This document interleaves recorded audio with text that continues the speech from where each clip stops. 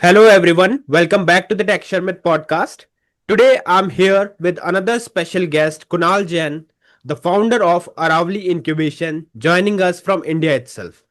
If I talk about Kunal, then he is a successful entrepreneur who spent 22 plus years in United States building businesses before returning to India to empower the startup through his incubation center. So today in this episode, we are going to talk about his journey, his unique leadership philosophy. But before we start and proceed further, I would like to thank Kunal for joining us today in this episode. And now I request you to please initiate the discussion by telling us something about yourself. Thank you, Amit. Thank you so much. So,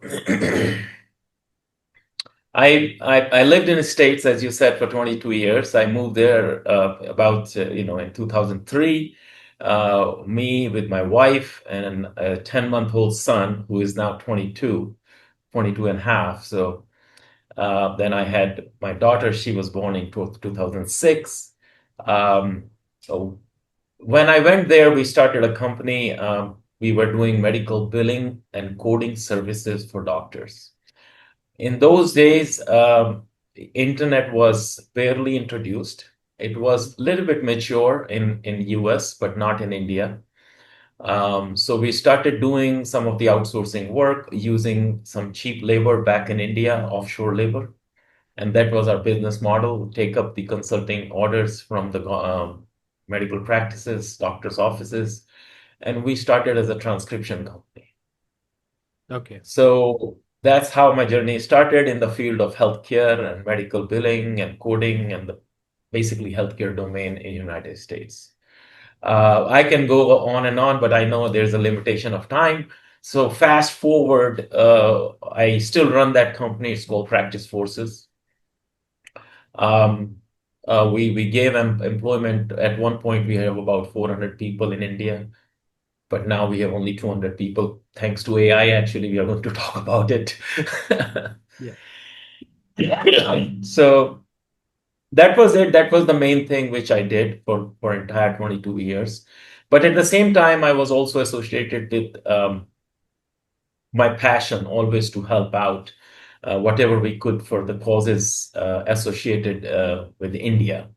So there were two organizations particularly which I'm going to talk about. I was associated there and volunteering my time, resources, donating money, doing fundraisers, doing events, all sort of things. Okay. So, Kunal, like before we talk about some of your great initiatives for India and for the US as well, just before that, I would like to ask one question that is related to your shift from US to India again, because you spent 22 plus years in United States where you built successful companies, startups, and then you decided to come back to in India, which is a quite interesting journey from your like from the viewer's perspective. So I just want to know like what was those moment that inspired you to came back again to India after 22 years. So there were two reasons, and both are related to mom. So one is my mom. She suddenly fell sick and got Parkinson's. Parkinson is a long-term disease. It requires somebody to be nearby. I lost my father in 2015.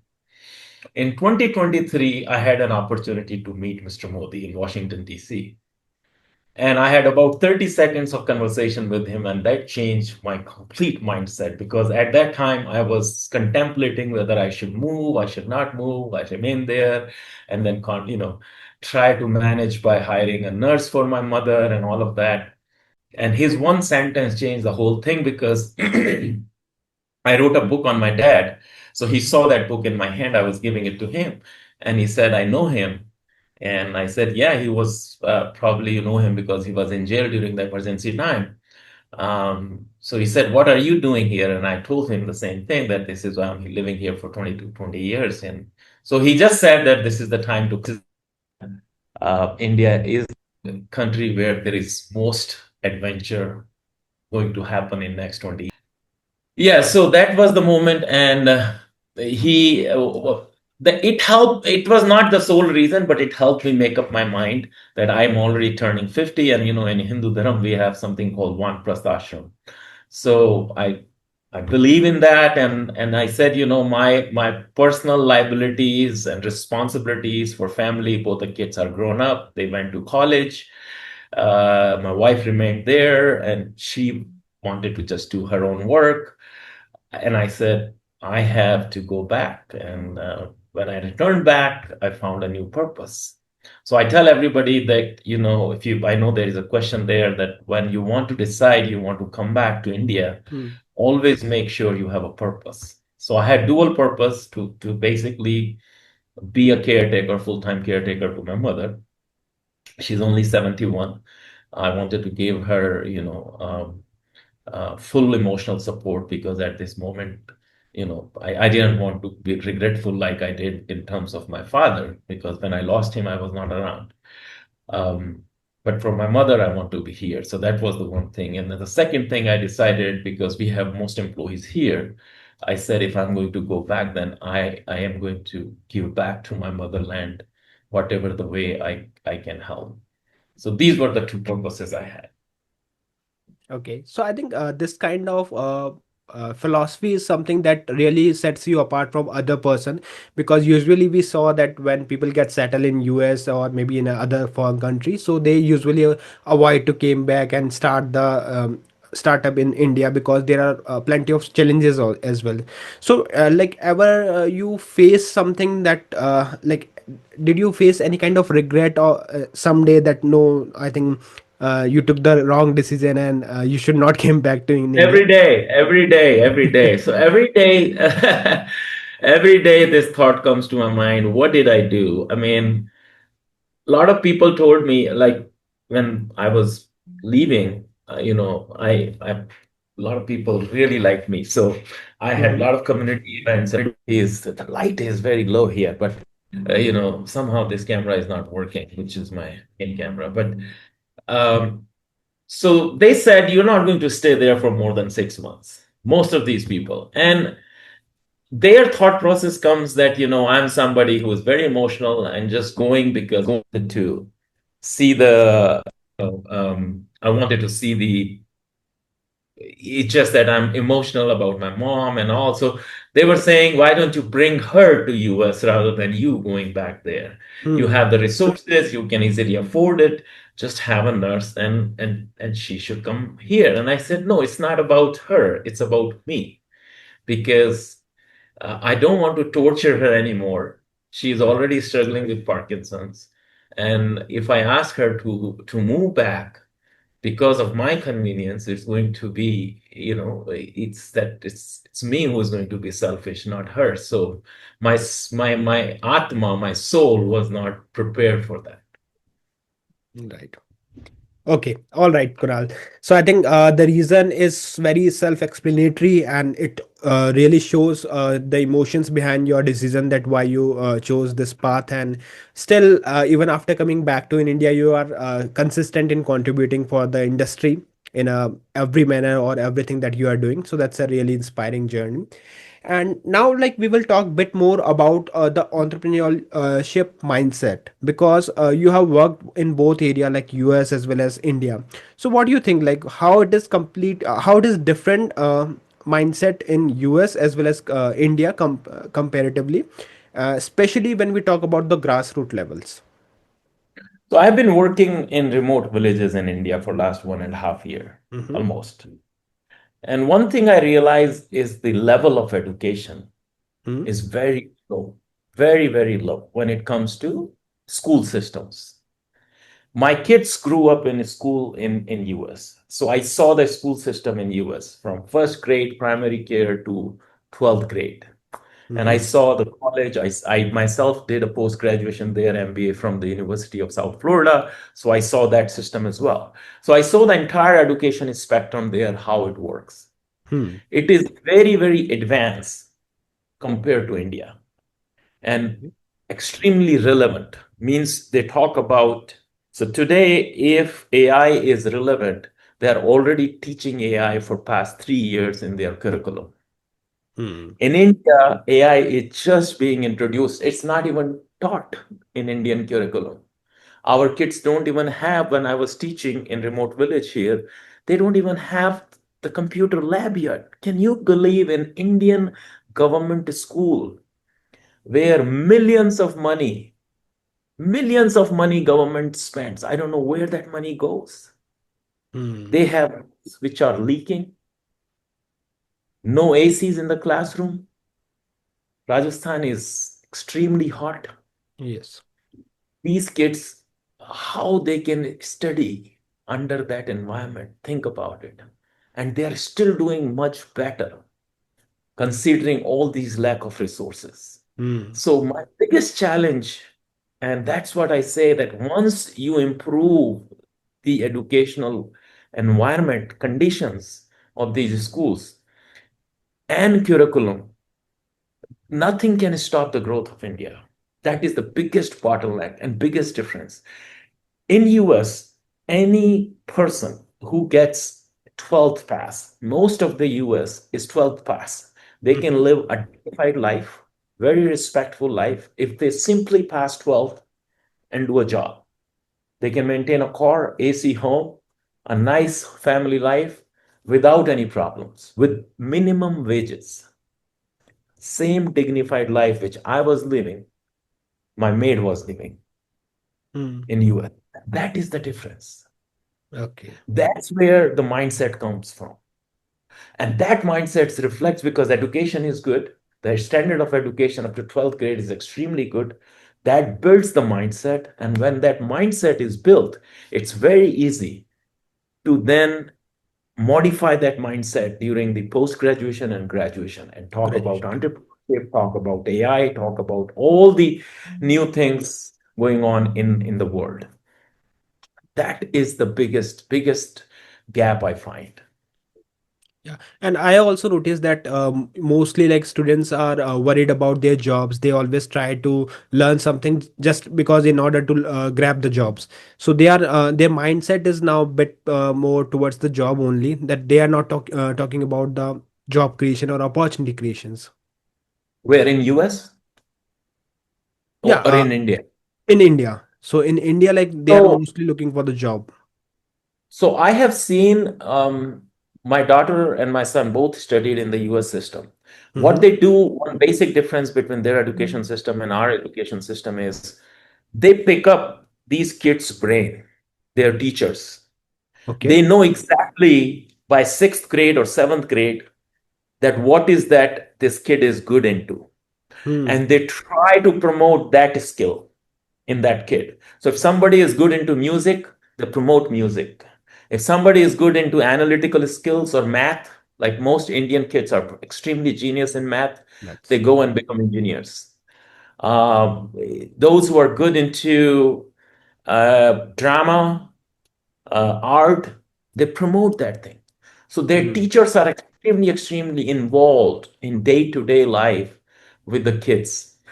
I know my son who has been doing robotics when he was in 10th grade, and his teacher was extremely involved with him. Every day he used to go to his home after school, work in his garage, do everything like learning robotics, doing the things by himself. And that shaped his interest into robotics. So Okay. he went into college, he became a mentor, he continued teaching, and now he's doing PhD in robotics itself. Hmm. So his entire career was shaped when he was in 10th grade. We don't have that thing here in India yet. Right. And that is why they are behind. I mean, our kids, by the time they do 12th grade, they learn nothing. And if they do good, all they can become is IAS, RS because they're brilliant. Hmm. Right. So they can do the numbers, they learn history, they know political science, they know arts, philosophy, and all of that. They can write well, so they become those officers. But think about it when it comes to entrepreneurship, when it comes to risk bearing capacity, and talking about startups, they still lack because their education is not relevant in today's environment. They're not talking about AI yet. They're not even talking about internet yet. They don't even have computers in their schools. Correct. Okay, so now Kunal, we will talk bit about your great initiative, one of your great initiative, that is Practice Forces. So could you please tell like what it is all about, and how did a young immigrant build a healthcare RCM powerhouse from from scratch in the foreign country? So just So in a it's very not layman about term. just one company. You have to understand the basic difference. Mm-hmm. And the basic difference is when we go, people like myself, there are millions of people in America like me, millions Yes. of examples. Okay, now I'm not one of them. And people who are 100 times more successful in terms of money, resources, and whatever you can quantify their success with. America is a land of opportunity, right? Mm-hmm. Why the whole world goes to America? Two reasons. One, the gap between service providers and Mm-hmm. clients is very less, very little. Okay. I'll give you an example. If I have to sell something to a doctor Mm-hmm. there, he knows what he wants. I don't have to give him the entire story. He exactly knows 99% of the cases what he wants. Yes. I should know what I need to sell him. So it is up to me to understand his needs. Once I understand his needs, I can sell him the solution quickly because his education is there. Is their education is already talking about those things. These doctors know how AI is changing their practice now because those who are new doctors, they are already learning AI in their part of curriculum in their medical colleges. So Mm-hmm. they know exactly what they want. They know the solution they want. Similarly, but in India, unfortunately, the gap is widened. It's like Right. people who are service providers or good vendors or those who are doing extremely like why software is only sold in America, UK, and those developed countries. Mm. Why it is not sold in India? It just started selling in last 5, 10 years, Right. right? India was notoriously famous for doing all that software piracy and music piracy, right? Yeah. So this is the difference. So this is the difference. So it's not just about practice forces. Anybody who would go there, work hard, follow the rules, and learn that gap quickly, he would be able. So when we went there, we understood that this is the gap. Medical practices are not electronic anymore. It was year 2004, 5, and 6. Obamacare was launched in 2008. That was a huge opportunity for us. So we picked up that opportunity and we modified our solutions as per Obamacare. That was a public policy shift, like we have Ayushman Bharat. Ashman. So what they did is in year 2008, Obama says all the doctors, you put computers in your office and I will pay for it. Okay. Very simple policy. So what they did is they set up some rules, and if any vendor will follow those rules, doctor will buy the computer, put the software, electronic medical records in the office. He can get a reimbursement, a grant from the government, up to Okay. $50,000. So in 4 years. And this whole public policy was drafted Mm-hmm. so well, that it didn't take much time for the doctors to understand, to get convinced. They immediately picked it up. He gave 4 years to them from 2008 to 2012. He said, you have 4 years. If you don't follow that public policy, I'm going to put penalty on it. Penalties are there. Yeah. No, it was not because of penalty. First, he gave them the bounty, right? He gave the gifts.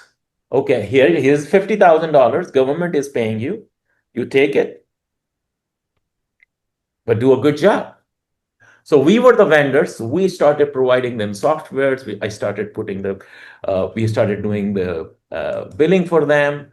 So all of those things we started doing, and that's how that practice forces was built upon. Okay.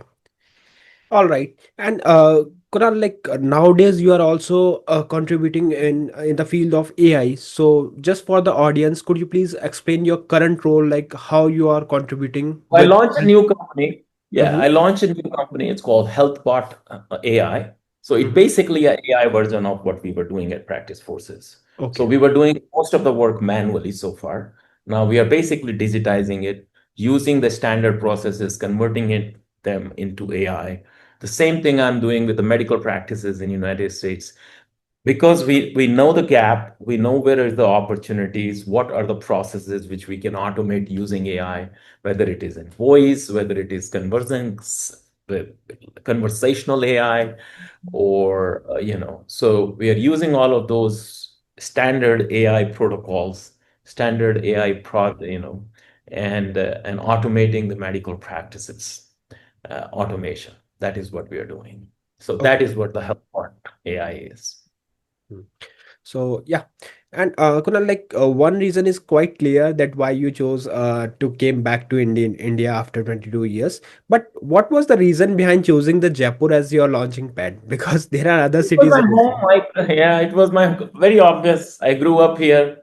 My Okay. company is, we have people here, back office is here. My mom lives here, so Okay. I would not want to move. I mean, honestly, it's not one of the best cities in India. There are better cities, Mm-hmm. but because it is my home and home where I grew up, so it was very easy for me to re-engage with my father's connections. Yes. Right. So that was actually came as a blessing. A lot of my father's friends, they are at a very high political kind of, because my father comes from the RSS background, and Okay. RSS is become very politically powerful in Yes. India in the last few years. So um, I was able to connect with them. I mean, I don't have to do anything with politics because I'm doing my work only in the social field. But yeah, it's good to know people and it's good to get the work done. Otherwise, it would be very difficult. Like when I was needing permissions to connect with the government schools, Hmm. I went to the minister here and he knew my father. So it was very easy for me to connect with him and then get the permissions done. So those kind of things. Okay. All right. Okay, so now we will talk bit about the Aravali Hub, sorry, because Yeah. this is also a great startup. So, what do you think? Like, what makes it different from the other innovation centers and startup hubs? Well, number one is me. I have 20 years of experience in US. Mm-hmm. And other than Practice Forces, I ran a fund. I was the founder of the Indus Entrepreneurs chapter of Tampa Bay. It's called Okay. TIE.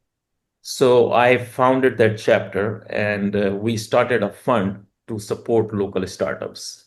Our Mm-hmm. fund size was about $5-7 million. Mm-hmm. And I ran that fund for almost 10 years now. We invested into only startups as angel investors. Um, but during this entire process, I learned a lot how to work with the startups, how to work with investors, what should be the format. And then I did a course, a master's in entrepreneurship from University of South Florida in 2015. So there I was also associated with their incubation center. So incubation center is a very powerful concept in US. Almost Okay. every university runs incubation centers. And the idea is to create a mindset for those who can take a little bit risk and create solutions which nobody else has thought of. Okay. The unfortunate part in India is we have been talking about startups, people who are engaged with the startup world or angel investment world. Mm-hmm. In India, still there is a framework which is missing. Okay. Most people, it's like a lottery. Either it works or it doesn't work. So, or it's a herd mindset, I call it. If my friend has invested into some company, I will invest into it, Okay. betting upon other person's shoulders. Right.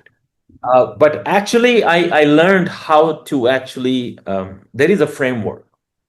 So I wanted to teach that framework here in India. It was my first choice that if I can teach that framework of startups and do a little mindset shift, because when I went in the rural area here in the Hmm. village to teach, I actually took some classes in a government school. I Okay. realized young kids, they lack resources. They have no resources at their homes, but they're very smart because they have a risk bearing capacity, and they are ready to work hard. Okay. They can work 24 by 7. So all they need is a little direction that yes, entrepreneurship is a career choice. So my goal with this is that if government can somehow introduce entrepreneurship as a course right after 10th grade, just Yes. like we have commerce, we have science, we have biology, we have botany, or whatever, medicine and other fields, um, we should have entrepreneurship as itself as a course. Part of curriculum. Once we have entrepreneurship as a course after 10th grade, we would be able to create mindsets. We would be able to make people take more risk and Hmm. and and change their mindset from the government job or a private job to starting and build or create jobs for others. And that is my long-term vision. That is my long-term goal. That's why I'm doing Aravali Hub. That's why I'm doing Aravali Incubation. That if I can be a part of this entrepreneurship journey in a rural areas, because these are the people who they don't have resources. So Okay. they are the ones who need help. Kids who are going in a private school, their parents are already resourceful. They would eventually find something. Right. The help which is needed is in the rural areas, where largely population still depend on government. I mean, it just sometimes blows my mind that government hires the best talent in terms of teachers, right?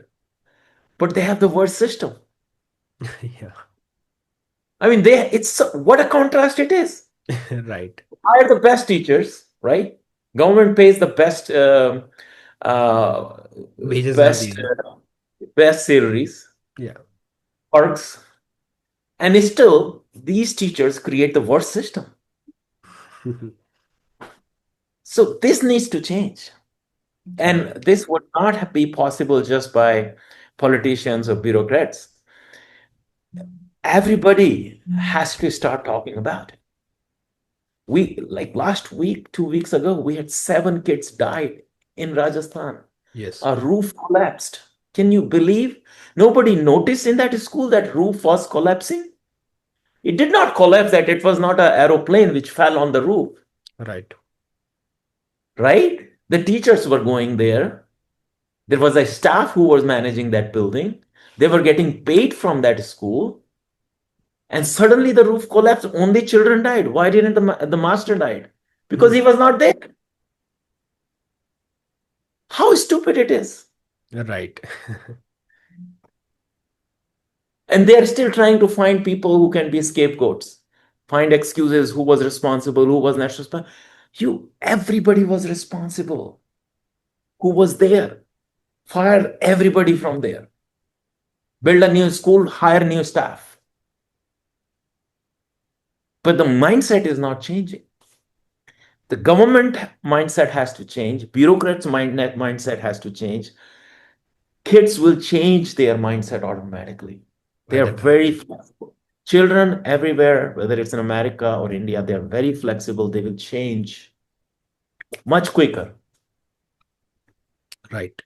Yeah, I'm also agree with these point. Like, and for sure, like this is a change which can be implemented by all of us, not only from a particular set of people, but it's our own all person's responsibility.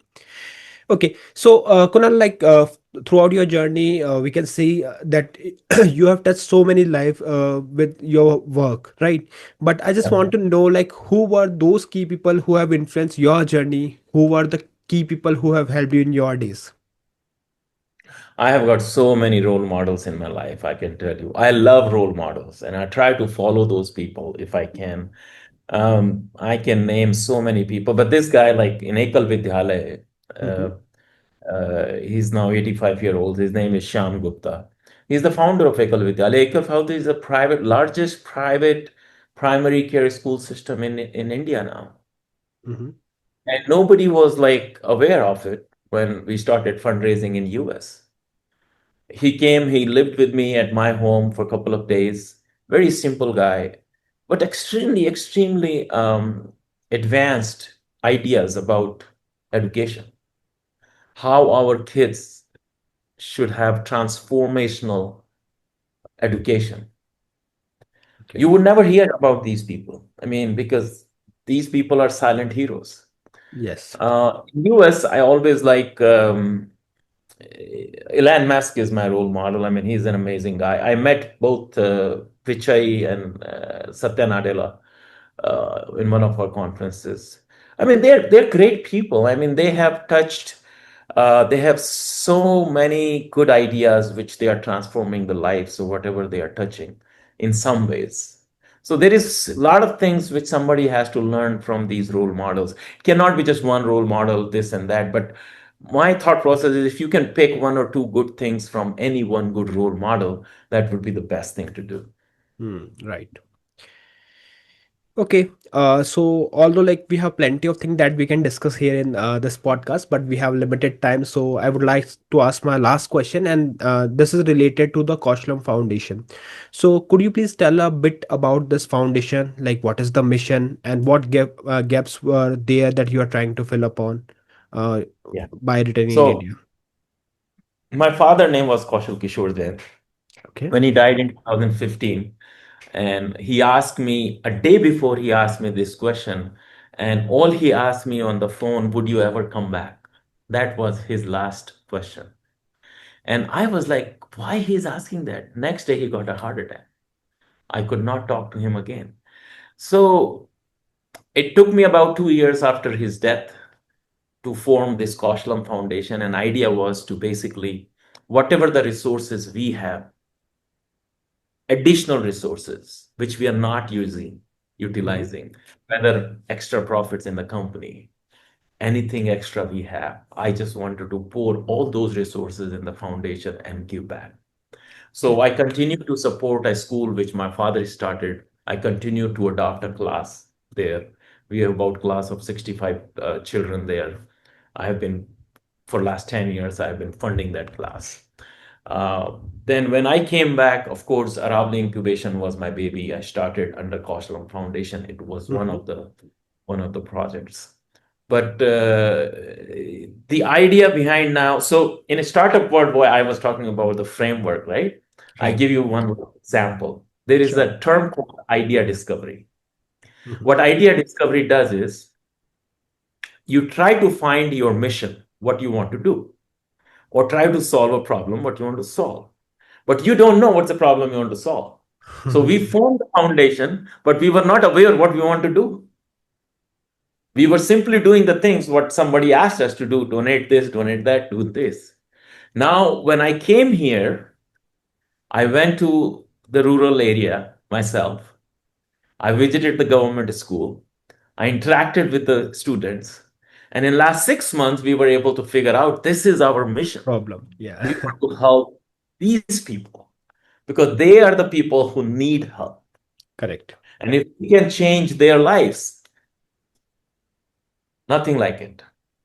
So that became our kind of mission now, how we can make entrepreneurship as part of their life so that they don't just focus on finding jobs. Because even if, half of them or even 10% of them become entrepreneur, they can change the world.